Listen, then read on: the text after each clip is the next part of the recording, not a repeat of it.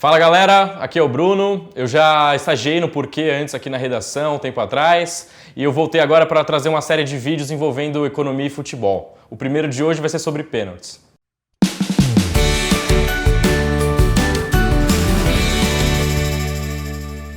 A primeira ideia aqui é entender por que ter um pênalti a seu favor é muito vantajoso. A gente vai olhar um pouco, explicar um pouco envolvendo geometria, né? O que é geometria? Geometria é um ramo da matemática que se preocupa com as formas dos objetos, o espaço ocupado por eles e suas características. E se a gente pegar esse objeto, o primeiro objeto como a trave do gol, né? A trave do gol profissional. A trave do gol profissional ela tem 2,44 m de altura e o comprimento de 7,32 m. E se a gente quiser saber a área da trave profissional, a gente multiplica a base pela altura. Então a gente encontra uma área de aproximadamente 18 metros quadrados. E o segundo objeto são os goleiros no futebol masculino, que a altura deles varia geralmente de 1,80 m a 2 metros de altura. E a gente pode considerar eles também como um retângulo, se eles abrirem os braços. E a gente calcula a envergadura deles, que é o comprimento de uma mão até a outra, e aí a gente pega a altura deles e multiplica e encontra uma área que vai de 3,5 metros quadrados até 4,5 metros quadrados. Então a área que sobra para o jogador bater o pênalti é essa diferença entre a área da trave menos a área do goleiro. Então a gente sobra mais ou menos 3,5 metros quadrados para o jogador poder chutar onde ele quiser. E se a gente pegar essa área livre e dividir pela área total, a gente tem uma área de 75% que fica livre para o jogador bater. E não coincidentemente, a Instat, que é uma empresa que coleta dados em tempo real, oferece serviços de análise de performance para os clubes e para os demais interessados, ela lançou um estudo público recentemente sobre pênaltis. Eles têm mais de 100 mil pênaltis analisados desde 2009 e eles concluíram que 75%, um pouco mais de 75% dos pênaltis são convertidos, ou seja, a cada 4 pênaltis, 3 são convertidos. Esses dois números podem ser uma coincidência, mas eu vou acrescentar mais um fator. A distância da marca do pênalti para a linha do gol, da trave, é de 11 metros. E um jogador ele pode bater a cobrança, a velocidade da bola pode chegar até 100 km por hora. Então, o tempo de reação do goleiro é muito menor do que o tempo da bola chegar até a linha do gol. Então o goleiro precisa tomar uma decisão. Agora que a gente sabe que o goleiro precisa tomar uma decisão, vamos olhar agora um pouco para as disputas de pênaltis. As disputas de pênaltis, hoje o formato delas é de cobranças alternadas, ou seja, o primeiro time bate a cobrança, depois vem o segundo time, depois o primeiro, o segundo e por aí vai. E tem um estudo de 2 economistas espanhóis de 2010 que eles analisaram 270 disputas de pênaltis e eles chegaram a um número de que 60% das vezes quem bate a primeira cobrança acaba ganhando a disputa de pênaltis. E sabendo disso, em 2017, a International Football Association Board, eles sugeriram um método diferente para as disputas de pênaltis. Um método parecido com o tie-break do tênis. Quando a primeira equipe bate a primeira cobrança, depois vem a segunda equipe bater a segunda cobrança e aí alterna. Aí quem bate a primeira na sequência é a segunda equipe, depois a primeira equipe, depois a primeira e segunda, primeira e aí por aí vai.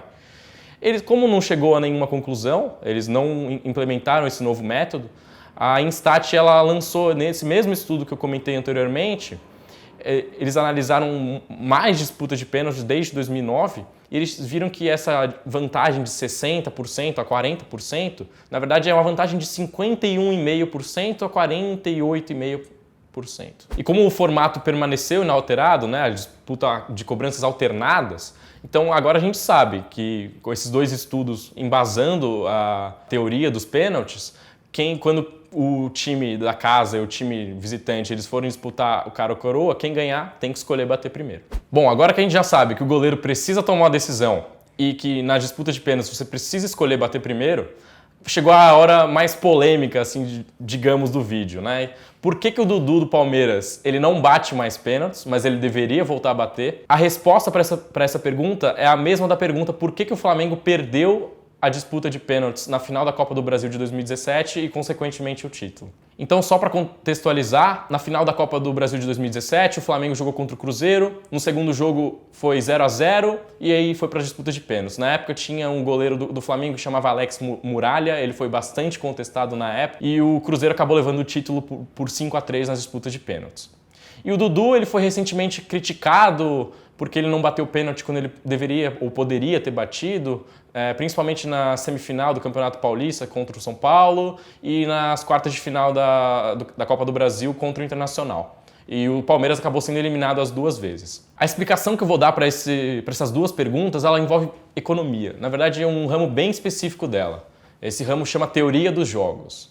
A teoria dos jogos, ela começou na matemática, começou a partir para a economia porque ela estuda a interação dos indivíduos, né? E como a ação desses indivíduos, a tomada de decisão desses indivíduos afeta o outro e vice-versa. E na teoria dos jogos existem dois tipos de estratégias. A primeira estratégia é a estratégia pura. O que é a estratégia pura? A estratégia pura é quando o indivíduo ele vai tomar a mesma decisão, sempre a mesma decisão em uma determinada situação. Se a gente analisar o Muralha na cobrança dos pênaltis, você pode pegar ali o vídeo ali que está na descrição, ele cai a 5 cobranças para o mesmo lado. Ele cai a 5 vezes para o lado direito. E o Dudu, né? Eu comecei a pesquisar os dados do Dudu desde que ele chegou no Palmeiras, ele bateu 10 pênaltis. Desses 10 pênaltis, os 9 primeiros, ele bateu todas as vezes as cobranças para o lado direito do goleiro. Ele bateu, ou seja, ele bateu cruzado. E desses 9 pênaltis ele errou 5. E o 10º pênalti ele acabou acertando esse ano contra um time, acho que o Novo Horizontino no Campeonato Paulista. E o goleiro caiu ainda para o lado direito, né? Como a gente pode ver, tanto o Dudu como o Muralha, eles utilizaram na teoria dos jogos que a gente chama de estratégias puras. E o que eles deveriam fazer, né? Porque se vocês pararam para pensar um pouco, o que aconteceu? Se o goleiro estudar minimamente o Dudu, ele vai ver que ele cobrou as 9 cobranças para o lado direito, e ele vai cair para o lado direito porque ele vai aumentar a sua probabilidade de defender a cobrança. Assim como o Muralha. O Muralha caiu todas as vezes para o lado direito, então o jogador sabe, vai bater para o outro lado ou bater no meio para tentar aumentar a sua chance de marcar o gol. O que os dois deveriam fazer? Eles devem utilizar o outro tipo de estratégia da teoria dos jogos que a gente chama de estratégia mista, que eles deviam incorporar aleatoriedade na tomada de decisão deles, ou seja, eles têm que atribuir probabilidades a cada chance de bater ou no canto, bater no alto, bater no meio, bater no outro canto. Eles têm que alterar o comportamento, mudar o comportamento constantemente, não ter um tipo de padrão. Então a gente sabe que bater uma sequência de pênaltis, essa sequência de pênaltis tem que ser aleatória. Esse é o melhor jeito de bater uma sequência de pênaltis. Agora, onde bater um único pênalti? Bater um único pênalti, estatisticamente dizendo, a gente tem que bater no meio. Por que bater no meio? 95% das vezes, o goleiro cai baixo ou para um lado esquerdo ou para o lado direito. E fisicamente, tem estudos que mostram que a gente tem que bater no alto, forte no ângulo. Só que é bem difícil, você tem que treinar bastante. Bom, como eu acabei de falar que 95% das cobranças de pênaltis o goleiro ou cai para o lado esquerdo ou para o direito baixo, por que o goleiro não fica no meio ou por que o jogador não bate no meio?